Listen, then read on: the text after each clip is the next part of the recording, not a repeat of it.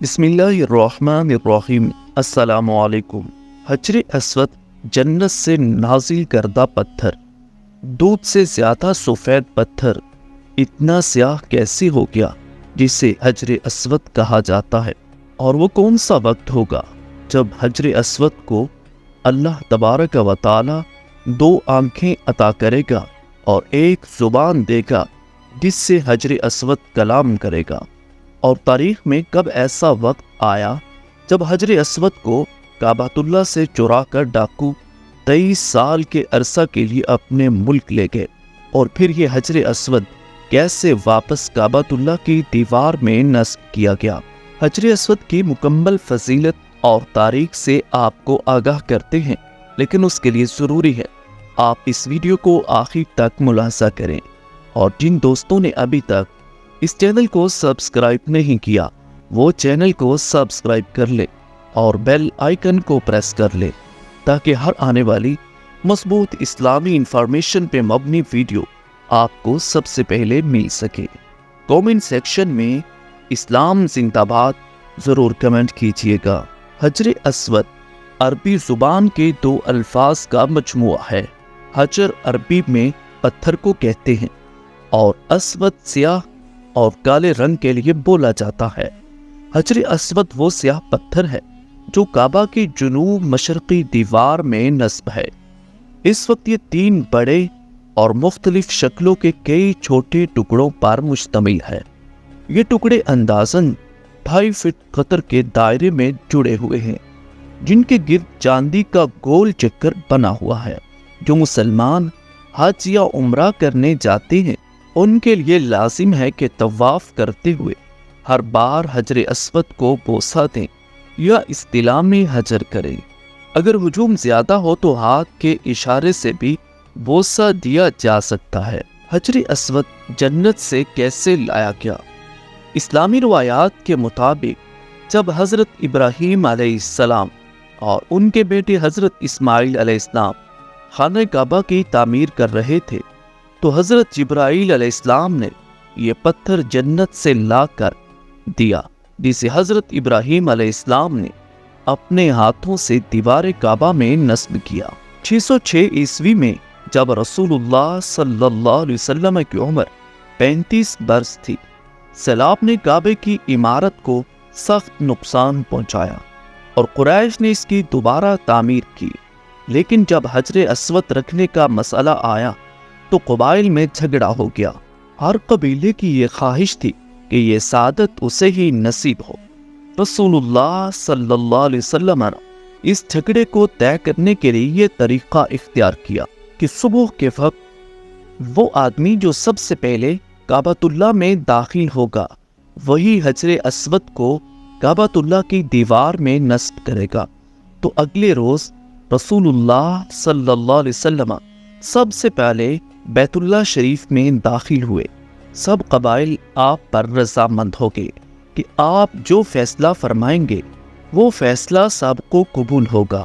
آپ صلی اللہ علیہ وسلم نے حجر اسود کو ایک چادر میں رکھا اور تمام سرداران قبائل سے کہا وہ چادر کے کونے پکڑ کر اٹھائیں۔ چنانچہ سب نے مل کر چادر کو اٹھایا، اور جب چادر اس مقام پر پہنچی جہاں اس کو رکھا جانا تھا تو آپ نے اپنے مبارک ہاتھوں سے اس کو دیوار کعبہ میں نصب کر دیا۔ سب سے پہلے عبداللہ بن زبیر نے حجر اسود پر چاندی چڑھائی۔ 1268 میں سلطان عبدالحمید نے حجر اسود کو سونے میں مڑ دیا۔ 1281 عیسوی میں سلطان عبدالعزیز نے اسے چاندی سے مڑھوایا۔ حجر اسود جب جنت سے نازل کیا گیا تو یہ ایک ہی پتھر تھا، لیکن اس کے 3 ٹکڑے کیسے ہوئے آپ کو بتاتے ہیں۔ 696 عیسوی میں جب حضرت عبداللہ بن زبیر خانہ کعبہ میں پناہ گزین ہوئے تو حجاج بن یوسف کی فوج نے کعبے پر مجنیکوں سے پتھر برسائے اور پھر آگ لگا دی، جس سے حجر اسود کے 3 ٹکڑے ہو گئے۔ تاریخ میں وہ وقت بھی گزرا ہے جب حجر اسود جو کعبۃ اللہ کی دیوار میں نصب ہے 23 سال تک کعبۃ اللہ کی دیوار کو حجر اسود سے محروم رکھا گیا، کیسے؟ عباسی خلیفہ معتصم باللہ کے عہد میں ایک قرامتی سردار ابو طاہر حجر اسود کو اکھاڑ کر بحرین لے گیا اور 23 سال بعد فاطمیوں کی مداخلت کی بدولت بھاری تاوان وصول کر کے حجر اسود کو واپس بیت اللہ شریف کی دیوار میں نصب کیا گیا۔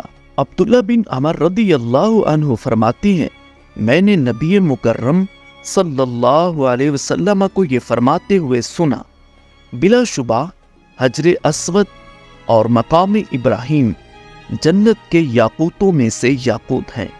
اللہ تعالیٰ نے ان کے نور اور روشنی کو ختم کر دیا ہے۔ اگر اللہ تعالیٰ اس روشنی کو ختم نہ کرتا تو مشرق و مغرب کا درمیان حصہ روشن ہو جاتا۔ عبداللہ بن عباس رضی اللہ عنہما بیان کرتے ہیں کہ نبی مکرم صلی اللہ علیہ وسلم نے ارشاد فرمایا، حجر اسود جب جنت سے آیا تھا تو دودھ سے بھی زیادہ سفید تھا، اسے بنو آدم کے گناہوں نے سیاہ کر دیا ہے، یعنی اولاد آدم کے چھونے کی بنا پر ان کے گناہوں کے سبب سے سیاہ ہو گیا ہے، کیونکہ سیاہ رنگ میں اہل نظر کے لیے عبرت ہے۔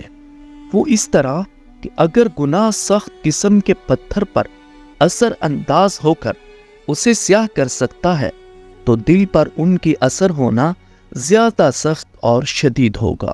حجر اسود قیامت کے دن ہر اس شخص کی گواہی دے گا جس نے اس کا حق کے ساتھ استعلام کیا ہے، کیونکہ عبداللہ بن عباس رضی اللہ عنہما آپ سے ہی روایت ہے، نبی مکرم صلی اللہ علیہ وبارک وسلم نے حجر اسود کے بارے میں فرمایا، اللہ کی قسم، اللہ تعالیٰ اسے قیامت کو لائے گا تو اس کی 2 آنکھیں ہوں گی جن سے یہ دیکھے گا، اور زبان ہوگی جس سے یہ بولے گا، اور ہر اس شخص کی گواہی دے گا جس نے اس کا حقیقی استعلام کیا، یعنی اسے چوما یا ہاتھ کے ساتھ استعلام کیا، کیونکہ حجر اسود کی طرف استعلام یا بوسہ اس کی طرف اشارہ کرنا ہے اور موقع ملنے پر اسے بوسہ دینا ہے۔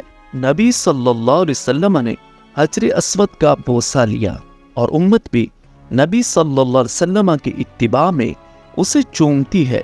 حضرت عمر رضی اللہ عنہ حجر اسود کے پاس تشریف لائے اور اسے بوسہ دے کر کہنے لگے، مجھے یہ علم ہے کہ تو ایک پتھر ہے، نہ تو نفع دے سکتا ہے اور نہ ہی نقصان پہنچا سکتا ہے، اگر میں نے نبی صلی اللہ علیہ وسلم کو تجھے چومتے ہوئے نہ دیکھا ہوتا تو میں بھی تجھے نہ چومتا۔ صحیح بخاری حدیث نمبر 1250، صحیح مسلم حدیث نمبر 1720 میں یہ حدیث پاک مذکور ہے۔